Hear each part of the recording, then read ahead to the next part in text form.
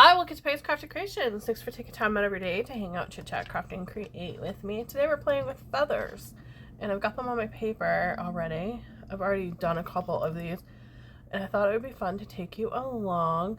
So I'm working on restocking my bookmarks and whatnot, and I thought it would be fun to play with some feathers and some inks. So I've got these pretty little feathers. I have an abundance of feathers, so I thought it would be fun to see how they look with the distress inks. Kind of like gel plating, but not using a gel plate. So I'm using regular cardstock, and I'll show you. This is what I'm doing. So I'm just using my sprays to create these really pretty effects on the paper. And then I will later on another time create them into bookmarks because they're going to be wet, so it's going to take a bit for them to dry. So I want to just spray them down, and I'm going over the top with them because I want to make sure that they stay in place. So I'm just wetting them down a little bit with my water, and I'm using dilution sprays and distress inks. Micas, distress micas. So I have winterberry, juniper berry, and then I have the antiqued bronze, and those are in the mica stains. And then I have laid back lilac, pure sunshine, and white linen, and then my water bottle. And I'm using tweezers, and I have a piece of paper towel and another piece of paper to protect my desk over here and to lay on top. I'm not wearing gloves because I don't intend on getting my hands dirty this time. So I'm going to start with my darkest color, which is the juniper berry, and you shake them up until you hear that ball shake around. And oh, I don't want them that close. And I'm going to start by spraying over the top of them, just like that, and just a light spray. Then I'm going to come in with my next darkest color, which is the laid back lilac. And I'm just giving it a couple spritzes here and there. And to get that little spray there, you just barely push down and it gives you the droplets. Just barely push down on your nozzle there. And then we'll come in with the pink here.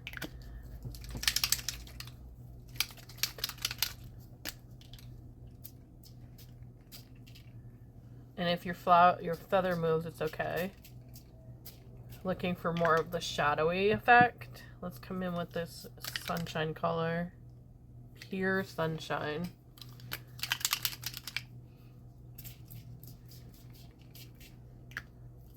And then the last color is the antique bronze.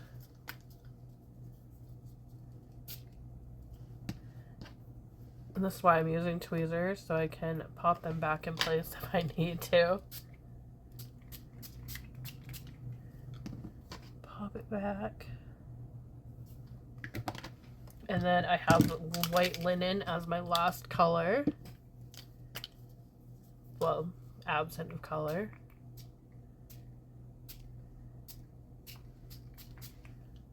And then the last thing I'm going to do is come in with my water again. Kind of mist it around. Get down there. Move those colors around.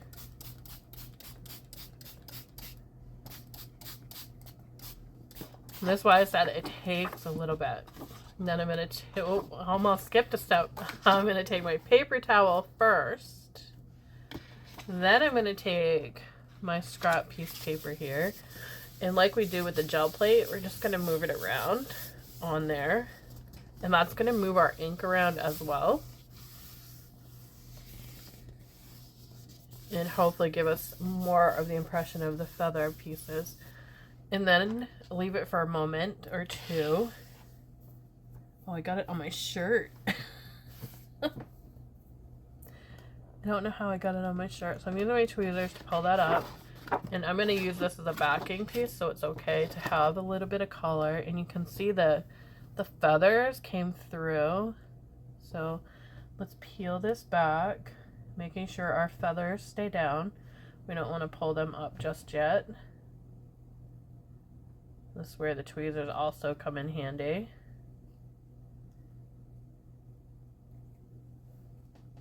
We don't want to pull up our feathers just yet. And then we can use this later on as well.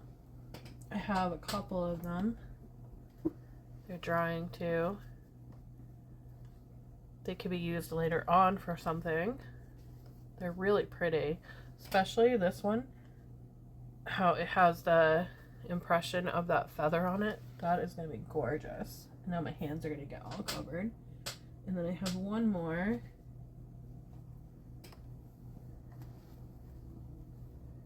This one didn't pick up too much of the feather color, but it is still very pretty. Get it on my hands. I got the shimmery part on my hands, but that's okay. Okay. Oh, our feather moved. So let's start with the skinny one here. We have barely any look on there. That's okay. I'm going more for the impression of the feather. Oh, that one's pretty. Let's see. That one's pretty. And I'm going to use these for mixed media to make my bookmarks later on. That came out really pretty. Really gorgeous. You can see those gold pieces there. Oh, it's so pretty. And then I have a mess on here, which I can easily clean up with a baby wipe. So I'm going to let my papers dry and then we'll come back. Okay, so I thought I was recording and I was not. So I have some of these already to go. I did stitch around them and I'll put a little thing up here. I do the stitching off camera. So they're glued together and then they're stitched around, and I love doing the stitching on the bookmarks as well. They're really beautiful. So I've got my butterfly stamped on almost all of these, and I like to have one done so that you can see what it would look like if you're not able to watch the whole thing. I've got my stamps ready to go, and I've got my black. So because I'm mass making them, I'm trying to get them as close to looking alike as possible. Oh, hello. That butterfly took flight. So we've got our stamped butterflies on there. That one did not go on very well, probably because it took flight. So let's try again. That's much better. And we're done with the butterfly stamp, so I'm going to clean that one off. We'll move it out of the way. So next is to color them in, and I just used an orange colored pencil. Sharpen it a little bit here. And all I did was go right over everything because that black is in there solid and beautiful. So I just colored over it to get that butterfly. I chose to do monarchs with this one because they're very popular in my area. And since these are going to be mostly sold at fairs this year, probably, I decided to do that. Okay, so we're all done with this one. I'm going to just pop that right there for now in case we need that one later. Got that. Next is the stickers, because I want to put those on before I do any more inking on our butterflies here. And I chose to do blue because the blue ones here have a lot of orange with them. And I thought they would look really pretty. And I have 2 sets. So I got these off of Temu. And I think I have a Temu playlist where you can check them out. But they are really gorgeous. Let's see if I can get that for you. They're really gorgeous butterflies. So I thought that would be cute. And I found my mat. It's just a little standard grip one from the Dollar Tree. But this baby works so well for removing the stickers. So you just slide over that acetate out of the way and just put down a corner of it. And it grips so beautifully. It makes peeling them amazing. All right, so we have the big butterfly going this way. Then I cut it off here. We're gonna grab that side there and we're gonna go down to the bottom. I'm gonna end up hitting that a little bit, but because it's flowers, I can turn it a little bit so we can have the wings be on this side. I went down too far with this one. No, we're gonna keep with the same side. We'll just have that other butterfly behind that one. And then we'll remove that excess there. I'm just going to place it right back onto the acetate sheet that we have. Then I have a little butterfly here. So let's find a little one. Stick that down. Just like that. This thing works amazing for these. Absolutely love it. And I'm going to have that one cut off just a little bit. So I'm going to put that back on that acetate sheet over here. There we go.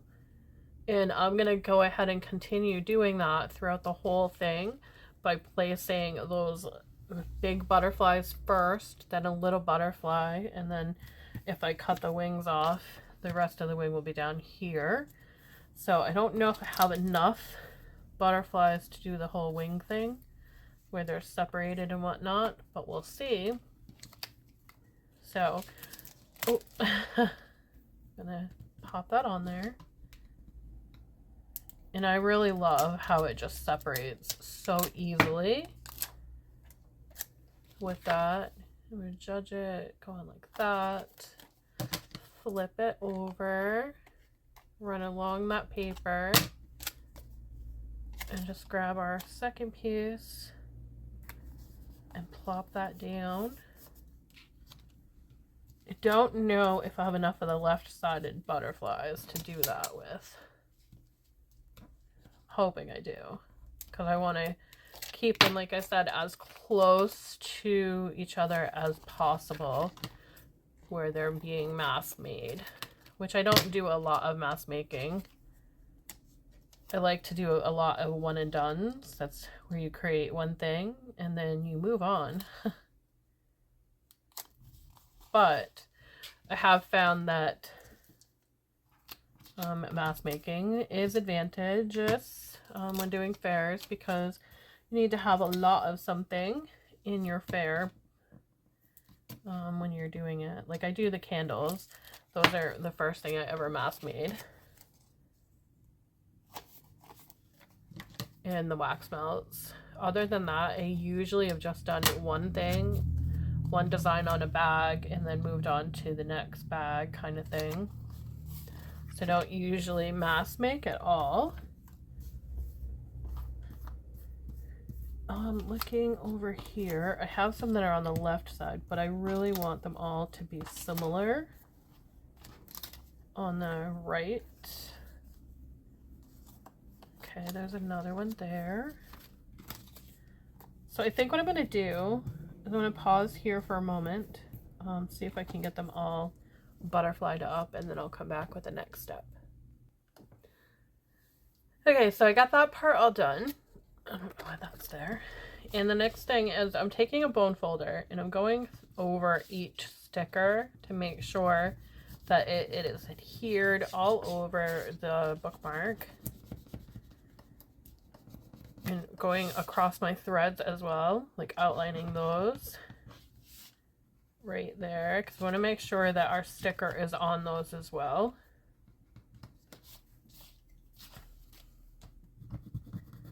So I'm just making sure that I'm outlining them everywhere. All right, we've got that part done. Next is to add in the wording, which, where did I put it? Oh, there it is. So we're all set with the scissors as well.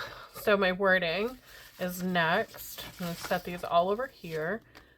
So what I have is wording here and down here and across here. So I'm not even going to remove this from the film that it's on. Just going to take that part away.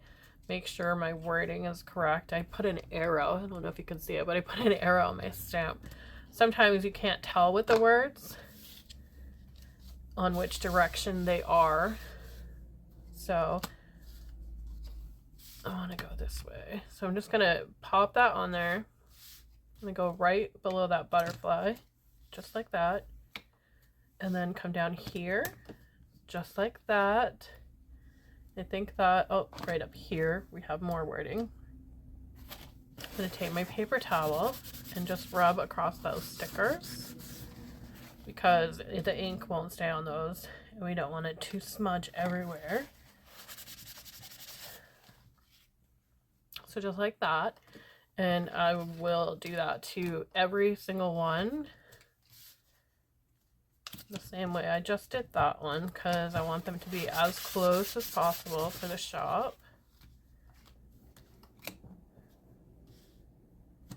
Right across there, and then down here and here. And doing them this way is such a great way to use up your papers that you don't like. If you have like papers in a pack that you aren't like thrilled with having in that paper pad, you can use the backs for the back of your bookmarks. I recommend it's a cardstock one because you don't really want to do it with paper like printer paper. It doesn't sew very well, I've found. I think it sews better if it's cardstock than if it is actual printer paper or the flimsy kind of paper. All right, last one with this stamp. And you can see they work up really quickly when you do them like this. Okay, so we're all set with that one as well. And the next thing I came in with was this one here. And this is from this set here. I'm not sure if I got it at Hobby Lobby or at Joann's or where I got it. So when it worked this way. So this one here I used over the words here and right here and then up here in that corner. So we'll start with the corner first. Right there. And then turn my bookmark. We're going to go underneath that butterfly there. And then, where else was it? Oh, right here. So I'm going to take that like that. And you can see they work up really good when you're doing the stamping. All right, so like that, right there. And then down here. Put them upside down first. Maybe if I do all the upside down ones first, it will get them quicker.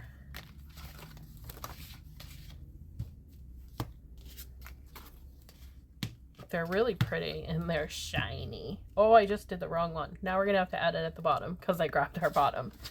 So we're gonna have to add it to the bottom. Not like it matters too much on the bottom part. It doesn't really show much because we have those wordings there. All right, so we've got here, here, and here. They work up really quickly when you're doing the stamping part and you're doing it as a mass make with your stamping. It's something that you can do when you're watching a video or watching a movie. Works up really fast. And then the last piece that I'm adding is like a piece of faux tape kind of stamp. Okay, that's it there. And then that's the last one to go. And then they're all done. So let's turn our bookmarks the right way again. Make sure they're all going the same direction. So I have this end here going this way. So we'll go like that. Just like that. make sure they're all going the same way. And I'm just using an acrylic ornament to stamp with. It works really well. And then I'm not sure if I'm going to add an eyelet on these ones or if I'm going to add a ribbon and sew the ribbon or whatnot. I have not decided on that part yet. So what I'm going to do is I will come back when they're done to show you what I added to them as far as whether it is a ribbon or lace. I was thinking that I might just add a piece of lace to the top and sew it like right here. But then I'm like, the eyelet looks good with the ribbon, but I do have a lot of lace. And then I was thinking maybe sewing a little bit of tulle on there because they are quite large bookmarks. So I gotta rest on that a bit because I'm not exactly sure how I want to finish them. But for now, this is what they look like. And I'll come back and show you how I finish them. So I finally decided I went with orange because I think it brings out the orange tones in the bookmarks. So I decided to go with that orange, and I think it looks really pretty, and it's going to look gorgeous in a book. That orange brightness sticking out. And this book here is pretty big. It's, let's see, 1, 2, 3, 4, 5, 6, 7, 8, 9, about 9.5 inches. So these are 8.5. So they work really well. It can hide in there perfectly. And I did about 8 inches on the ribbon as well. And I just did the eyelet and then put that through there. But I think they came out really cute. They are very similar to each other. I think they came out really adorable. And I love how they finished with the butterflies and whatnot. But I wanted to share, I did make some mushroom ones, and I forgot, I just did them and I didn't share, but they are also really adorable. And they're the same process as making these. So they're just using some different elements instead. And I think I have 6 total. So I did a similar process with this paper here that I did with these. Instead, I put a mushroom sticker on them, and then I stamped out some mushroom little things that I had, and then I put them on there as well. The only difference between them is these 4 have the notebook style on the bottom, and these 2 have it on the top. That's the only difference between the mushroom ones. But I really love using these mushroom stickers, and I'm gonna have to order again because I'm almost out. But I'm really happy with how they came out. I do have a question. If you make bookmarks and tags and whatnot, do you leave your sewing stitch showing or do you cover it? I've had a lot of people say that they absolutely love the stitching showing because they like to see that it's there and they don't, think it's fake stitching. So I just wanted to know, do you cover the back of yours? Because I haven't done it with these ones, the rainbow ones and these. I haven't covered them, and I've gotten great feedback from that, not being covered. And I think it's like a texture thing too. I know when I'm reading, I tend to do this with my bookmark, hold it in my hand, so I have like a texture feel. And I think that's maybe why I leave the stitching. But I tend to rub my fingers on the stitching on the bookmarks. Do you find that people like them without the stitching or with the stitching? Just let me know what your opinion is down in the bottom and what you've had for feedback. They are a great item for craft fairs because you can make them all year long. They're not just for the holidays. and they go great in a gift set or in an ephemera gift set. I think they're really pretty. I love making the bookmarks, and I read a lot too, so it helps to have bookmarks available. These are available in the shop if you're interested, and I'll link that down below. Thank y'all for watching. Have a great day, and I will see you in the next video.